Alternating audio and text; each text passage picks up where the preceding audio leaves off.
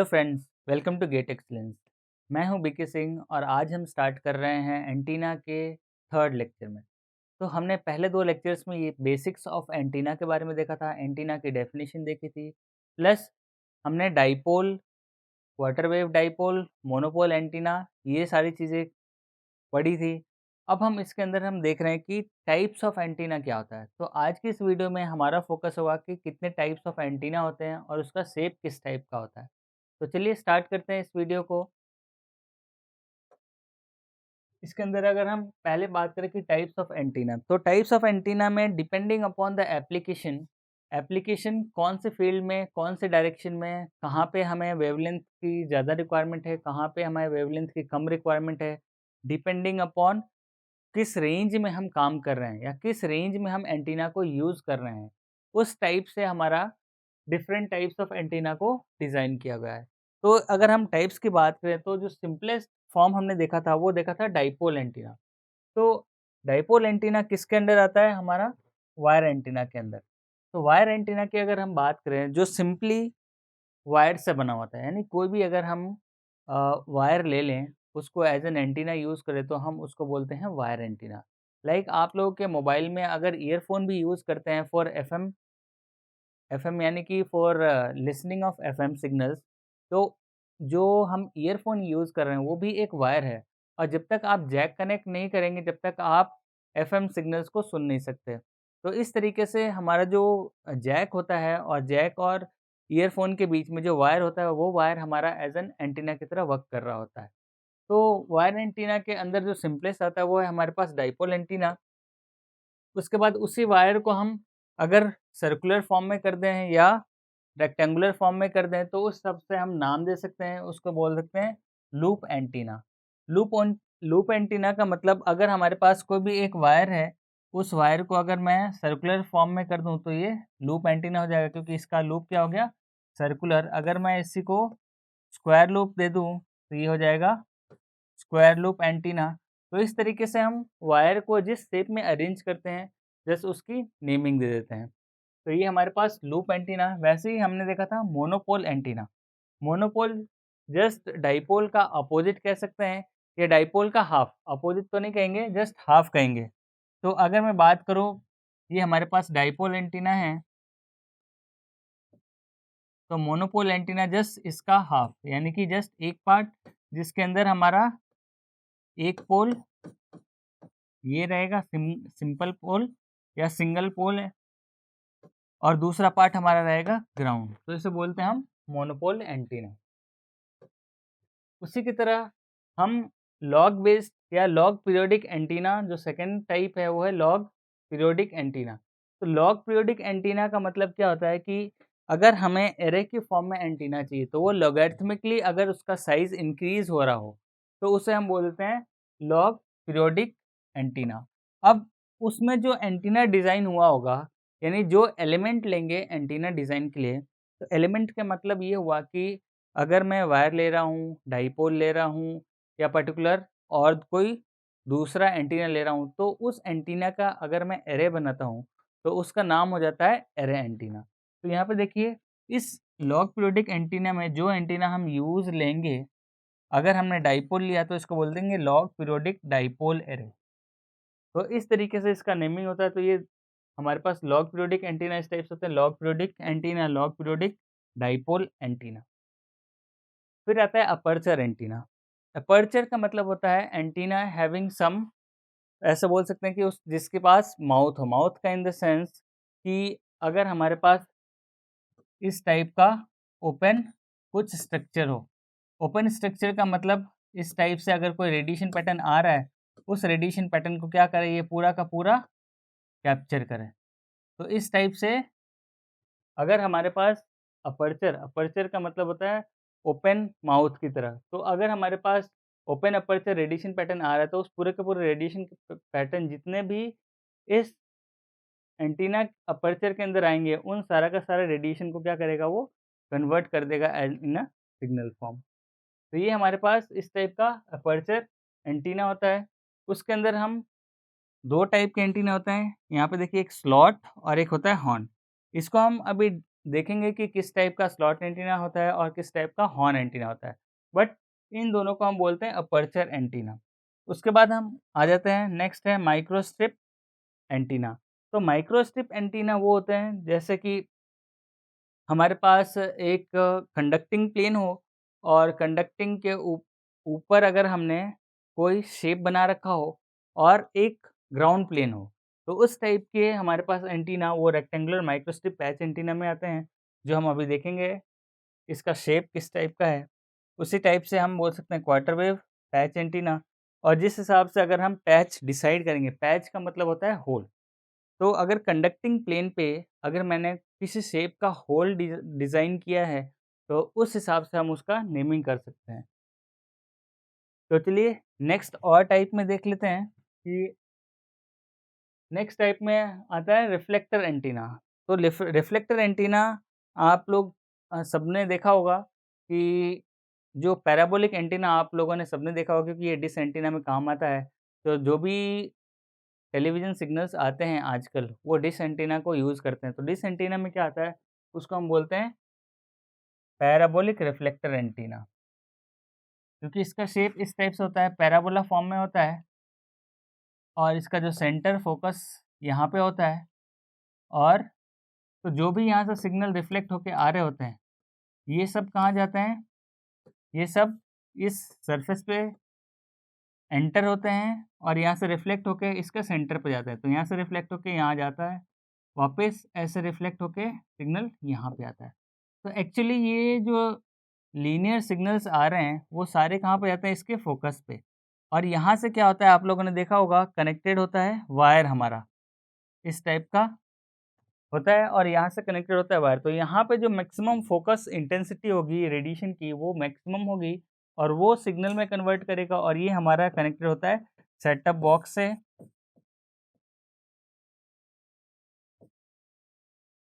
तो ये set top box से कनेक्टेड होता है, जिसके थ्रू हम टेलीविज़न सिग्नल्स को देखते हैं यार। जो सिग्नल आता है उसको हम ईज़िली चैनल चेंज करके हम ईज़िली वीडियो सिग्नल्स देखते हैं, यानी कि चैनल देखते हैं। तो जो एंटीना का काम किया, एंटीना का काम ये रिफ्लेक्टर की तरह। तो अगर ट्रांसमिशन टाइम में देखेंगे, तो ट्रांसमिशन में क्या होगा कि ये सिग्नल यहाँ से रिफ्लेक्ट कर रहा होगा। यानी कि अगर मैं इसका पैटर्न बनाऊँ इस टाइप से और ये हमारे पास फ़ोकस पे है, तो अगर मैं ट्रांसमीटर की बात करूँ तो यहाँ से क्या होगा, सिग्नल ट्रांसमिट करेगा इस टाइप से और फिर ये इस डायरेक्शन में हमारा रेडिएशन पैटर्न जाएगा। तो ये क्या होगा, अपर्चर। तो इसको बोलते हैं हम एज अ रिफ्लेक्टर। तो ये रिफ्लेक्टर हो गया और वही रिफ्लेक्टर अगर रिसीवर की तरह काम कर रहे हैं, तो यहाँ क्या होगा, एज अ फोकस लेंथ पे या फोकल लेंथ पे हमारा जो भी हमने फोकल लेंथ रखा हो f/2 या f/4, डिपेंडिंग अपॉन वहाँ पे क्या होगा, ये सेंटर पे इंटेंसिटी मैक्सिमम होगी रेडिएशन पैटर्न की और वो रेडिएशन पैटर्न फिर क्या करेगा, सिग्नल को मैक्सिमाइज़ करेगा और मैक्सिमाइज़ के हिसाब से हमारा सिग्नल रिकवर हो जाएगा। तो इस तरीके से हम पैराबोलिक रिफ्लेक्टर का यूज़ करते हैं, या हम जो घरों में यूज़ करते हैं वो इस टाइप का रिफ्लेक्टर होता है। अब उसी में आते हैं अलग-अलग corner reflector, flat plate reflector antenna. तो यानी कि इसके शेप के हिसाब से अलग-अलग एंटीना का नाम दिया हुआ है, बट सबका काम यही होता है कि फ़ोकस करना कहाँ पे, जहाँ पे हमारी रेडिएशन इंटेंसिटी मैक्सिमम आ रही हो। फिर देखते हैं ट्रैवलिंग वेव एंटीना। तो ये जनरली जो ट्रैवलिंग वेव एंटीना है, इसमें 3-4 टाइप दे रखे हैं। पहला दे रखा है लॉन्ग वायर एंटीना, फिर दे रखा है यागी-उड़ा एंटीना, फिर हेलिकल एंड स्पाइरल एंटीना। तो जनरली अगर मैं बात करूँ कि जस्ट ये वायर एंटीना का ही एक टाइप है, जिसके अंदर अगर मैं यागी-उड़ा की बात करूँ, तो यागी-उड़ा जो पहले टेलीविज़न सिस्टम में आते थे, कि आप लोगों ने देखा होगा कि इस टाइप का एंटीना होता था। एक इस टाइप का एंटीना होता था जिसके अंदर हम फ़ीड देते थे, इस टाइप का एंटीना आप लोगों ने देखा होगा। तो पहले हम इस टाइप का एंटीना यूज़ करते थे, तो इसको हम बोलते थे यागी-उड़ा एंटीना। ये जस्ट इन्वेंटर के नाम पे पैटर्न पड़ा हुआ है, तो कि इन्वेंटर का नाम था यागी, इसलिए इसका नाम हो गया यागी-उड़ा एंटीना। यागी और उड़ा एंटीना जो इन्वेंटर थे जिन्होंने इस एंटीना को इन्वेंट किया था, इसलिए उन्हीं के नाम पे इस एंटीना का नाम रख दिया गया।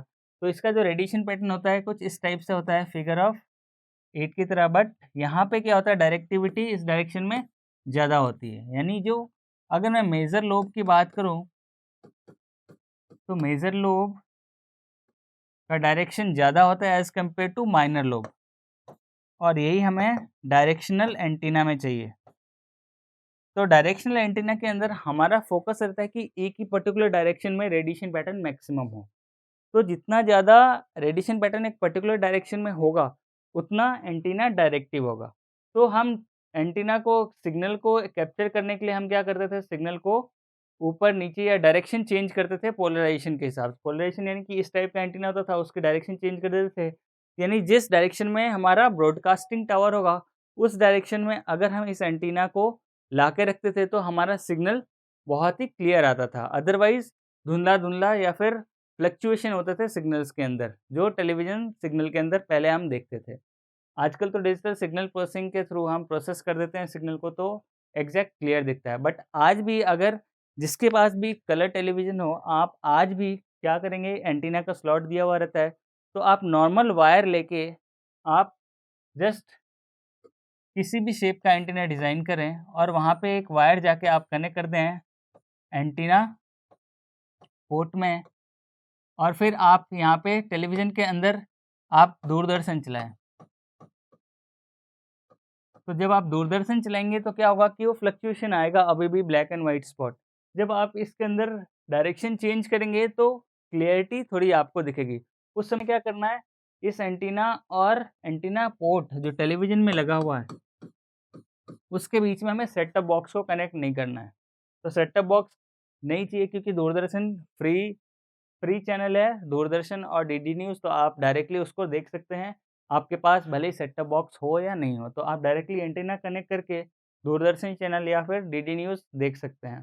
तो जो भी फ्री टू एयर चैनल्स हैं, वो आप देख सकते हैं। फ्री टू एयर चैनल्स वो चैनल्स हैं जहाँ पे जिसकी फ्रीक्वेंसी फ्रीली अवेलेबल है थ्रू आउट इंडिया। अगर बात करें तो दूरदर्शन है एक, और एक डीडी न्यूज़ है, दूरदर्शन न्यूज़।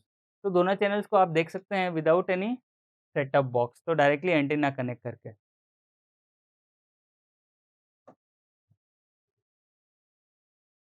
इसी में आता है हेलिकल वायर एंटीना। तो इसको भी देखेंगे कि वायर को हेलिक्स के फॉर्म में या स्प्रिंग टाइप जो होता है वो हेलिक्स के फॉर्म में अरेंज कर देंगे, तो उसका रेडिएशन पैटर्न में चेंज आता है, तो इसका नाम दे दिया है हेलिकल वायर एंटीना। वैसे ही स्पाइरल एंटीना, इसको स्पाइरल फॉर्म में अरेंज किया हुआ है, तो इसका नाम दे दिया है स्पाइरल एंटीना।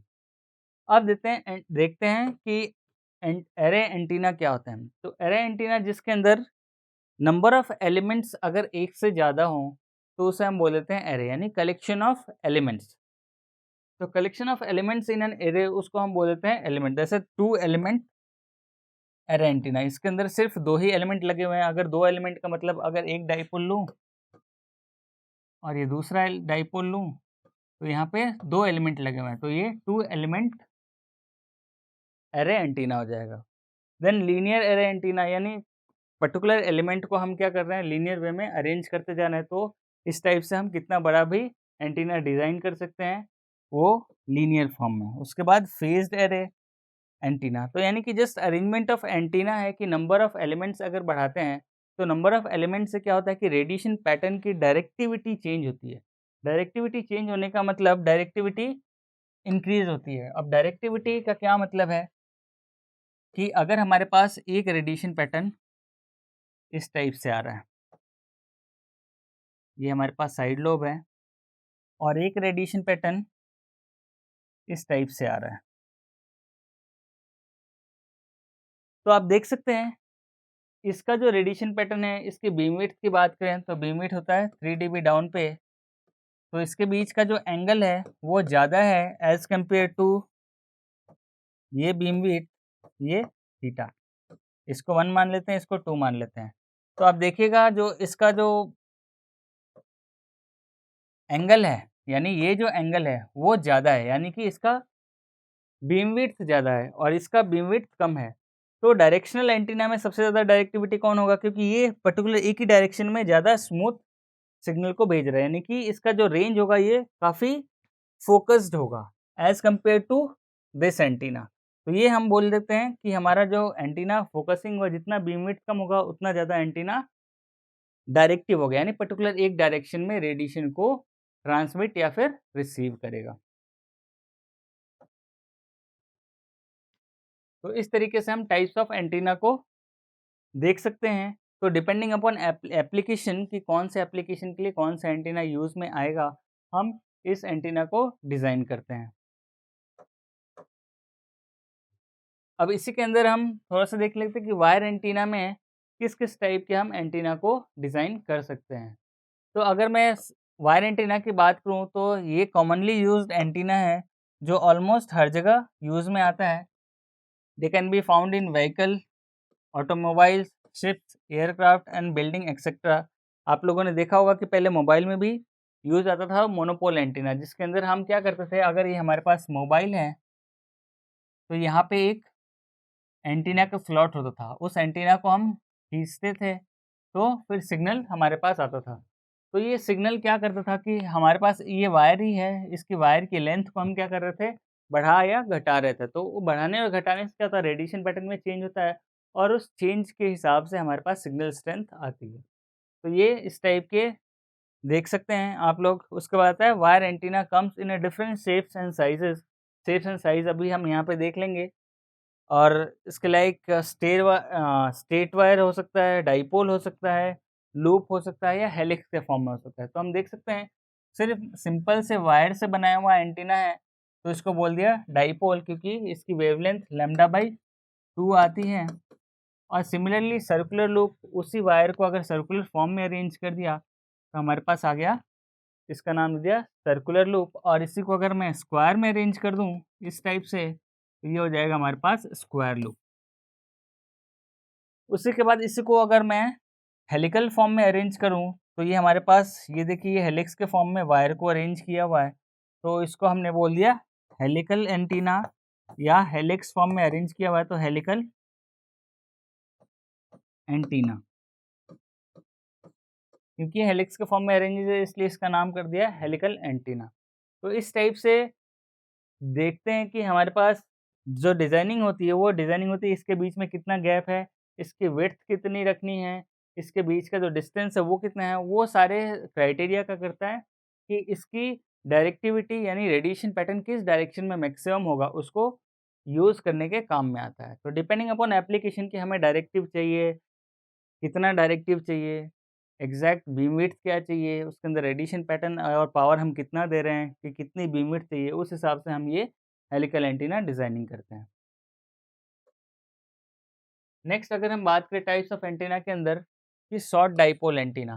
तो डाइपोल एंटीना हमने देखा था जिसके 2 पोल होते हैं। शॉर्ट डाइपोल अगर मैं बात करूँ तो जस्ट डाइपोल से अगर आधा कर दूँ तो वो मोनोपोल हो जाएगा, और उससे भी और कम कर दूँ तो उस टाइप के ऑपरेशंस, यानी lambda in the 10th of order of wavelength, यानी इस ऑर्डर या इस ऑर्डर से भी कम λ/20, इस टाइप ऑफ एंटीना को हम क्या बोलते हैं, शॉर्ट डाइपोल एंटीना, जिसकी wavelength in the order of 1/10 हो, उसको हम बोल देते हैं शॉर्ट डाइपोल एंटीना।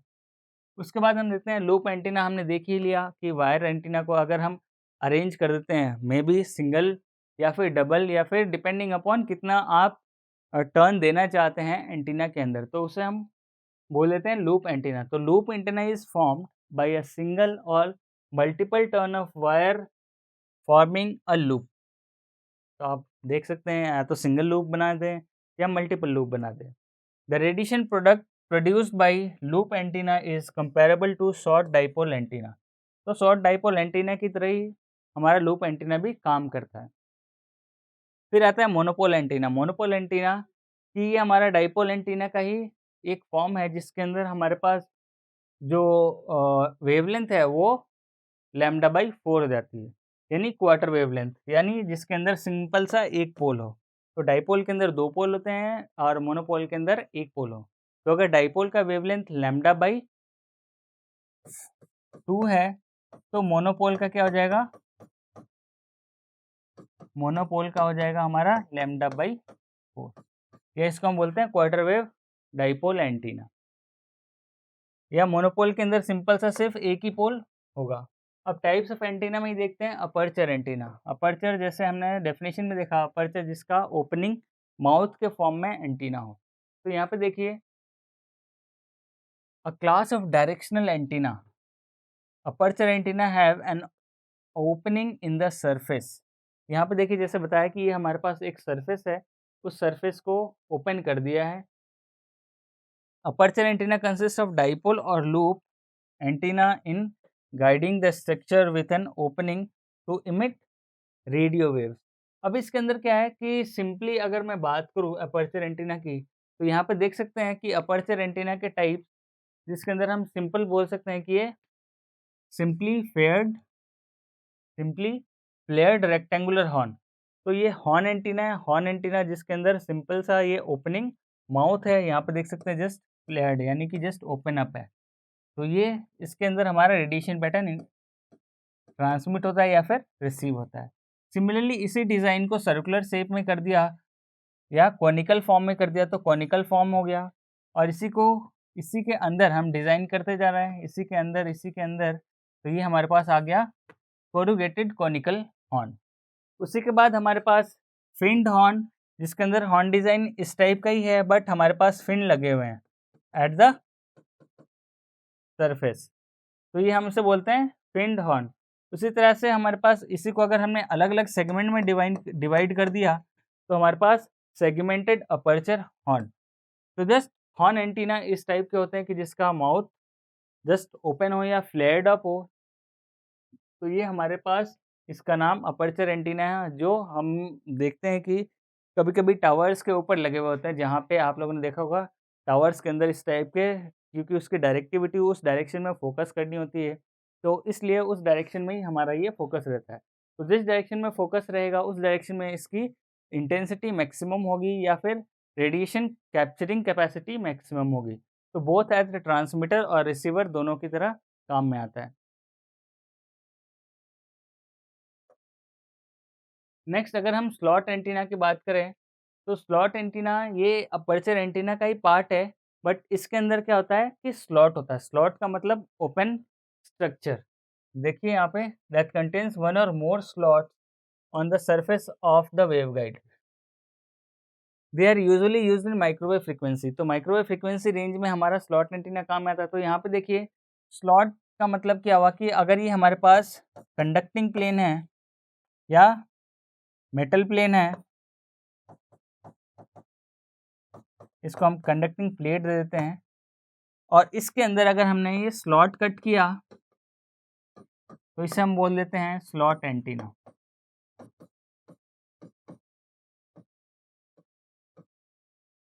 तो स्लॉट एंटीना डिपेंडिंग अपॉन इसकी स्लॉट की शेप क्या है, हम बोल देते हैं, सपोज यहाँ पे अभी रेक्टेंगुलर स्लॉट है, यानी इसको जो कट किया है बीच से वो रेक्टेंगुलर फॉर्म में है, तो हम इसको बोल सकते हैं rectangular slot. Rectangular slot antenna. इसी को अगर मैं सर्कुलर फॉर्म में कट कर दूं इस टाइप से, तो ये हो जाएगा हमारे पास सर्कुलर स्लॉट एंटीना। क्योंकि हमें स्लॉट की शेप पे उस एंटीना का नाम डिज़ाइन होता है, तो इसको हम सर्कुलर देंगे तो सर्कुलर, स्क्वायर देंगे तो स्क्वायर, रेक्टेंगल देंगे तो रेक्टेंगुलर रेक्टेंगुलर स्लॉट एंटीना हो जाएगा। तो जो स्लॉट का मतलब होता है कि there is a cut in the conducting plane, तो वो क्या करेगा एज अ स्लॉट की तरह काम करेगा, और वो स्लॉट के शेप के हिसाब से हम उसका नेमिंग कर सकते हैं। तो होपफुली आप लोगों को टाइप्स ऑफ एंटीना के अंदर काफ़ी बेसिक चीज़ें कवर हो गई होंगी कि किस टाइप के एंटीनाज होती हैं और उसके फॉर्मेट क्या होता है, और रेडिएशन पैटर्न या डायरेक्शनल या यूनिडायरेक्शनल है। इसके अंदर भी अलग-अलग टाइप्स के एंटीना, ये तो जस्ट हमने फिजिकल स्ट्रक्चर पे बात की है। इस टाइप से आता है कि अगर हमारे पास डायरेक्टिव एंटीना है तो डायरेक्टिव के अंदर और भी टाइप्स होते हैं, जैसे बाई डायरेक्शनल एंटीना या फिर यूनिडायरेक्शनल एंटीना या ओमनी डायरेक्शनल एंटीना। तो ये डायरेक्शनल के हिसाब से हम एंटीना को डिज़ाइन कर सकते हैं, या फिर इसके अंदर हम एरेज़ के हिसाब से डिज़ाइन कर सकते हैं, सिंगल एरे, मल्टीपल एरे या फिर लीनियर एरे, फेज्ड एरे। तो डिपेंडिंग अपॉन एप्लीकेशन हम अलग-अलग या depending upon classification of antenna हम अलग-अलग और भी डिफाइन कर सकते हैं टाइप्स ऑफ एंटीना को। ये हमने जस्ट फिजिकल स्ट्रक्चर के हिसाब से टाइप्स ऑफ एंटीना को डिवाइड किया है। तो चलिए होपफुली आप लोगों को ये वीडियो समझ में आ गया होगा। तो अगर हम बात करें हॉर्न एंटीना देख लेते हैं कि इसके अंदर एक जो हॉर्न था, आप लोगों ने देखा था पहले भी हॉर्न एंटीना, ये वाला। तो जस्ट उसी का फॉर्मेट है कि अलग-अलग शेप्स के भी हम और डिज़ाइन कर सकते हैं। तो यहाँ पे देखिए अलग-अलग शेप डिज़ाइन करने के लिए इसके अंदर भी आता है हमारे पास अलग-अलग हॉर्न, यानी कि E plane, H plane, EH plane, यानी डिपेंडिंग अपॉन उसका पोलराइज़ेशन क्या होता है, उस पोलराइज़ेशन के हिसाब से हम अलग-अलग सेक्टरल प्लेन डिज़ाइन कर सकते हैं। तो यहाँ पे देखिए the most popular antenna is the horn antenna, which affects the transition between transmission line and a wave propagation in free space. It acts as a natural extension to the waveguide. तो अगर मैं horn antenna की बात करूँ तो ये just एक waveguide की तरह ही है। इसके अंदर ई और एच प्लेन डिपेंडिंग अपॉन आप किस डायरेक्शन में इंटेंसिटी या डिजाइनिंग कर रहे हो। तो यहाँ पे देखिए ये हमारे पास एच सेक्टर्न हॉर्न है और ये हमारे पास पिरामिडल हॉर्न है, ये हमारे पास ई प्लेन हॉर्न है और ये हमारे पास कैनोनिकल हॉर्न है। तो डिपेंडिंग अपॉन डिज़ाइनिंग, जैसे हमने पहले भी देखा कि टाइप्स ऑफ माउथ के हिसाब से डिज़ाइन किया था, यहाँ पे ई और एच प्लेन के हिसाब से डिज़ाइनिंग है। यानी यहाँ पे देखिए जो प्लेन है, यहाँ पे ये वाला पार्ट और ये वाला पार्ट सेम स्ट्रक्चर में है, तो इसको हमने बोल दिया एच प्लेन। यहाँ पे देखिए ये वाला पार्ट और ये वाला पार्ट, जस्ट ये वाला पार्ट फ्लेयर्ड अप है, तो इसकी डायरेक्शन आप देख सकते हैं, तो इसे बोल दिया हमने ई प्लेन हॉर्न। ये कैनोनिकल फॉर्म में है तो इसलिए बोल दिया कैनोनिकल हॉर्न। और ये पिरामिडल हॉर्न जिसके अंदर ई और एच दोनों प्लेन एक साथ होते हैं। तो इस टाइप के एंटीना को हम डायरेक्ट जनरली वेवगाइड में यूज़ करते हैं, जहाँ पे हमें करंट की डायरेक्शन किस सरफेस पे मैक्सिमम रखनी है, ई प्लेन में या एच प्लेन में, क्योंकि वही डिसाइड करता है कि हमारा रेडिएशन पैटर्न किस डायरेक्शन में मैक्सिमम होगा। तो चलिए इस वीडियो में इतना ही। मिलते हैं अगले वीडियो में कुछ और टॉपिक्स के साथ, जिसके अंदर हम एंटीना के बारे में स्टडी करेंगे। तो आप लोगों को अगर ये वीडियो पसंद आ रहा है तो हमारे इस चैनल को सब्सक्राइब कीजिए और शेयर कीजिए। तो मिलते हैं नेक्स्ट वीडियो में, तब तक थैंक यू।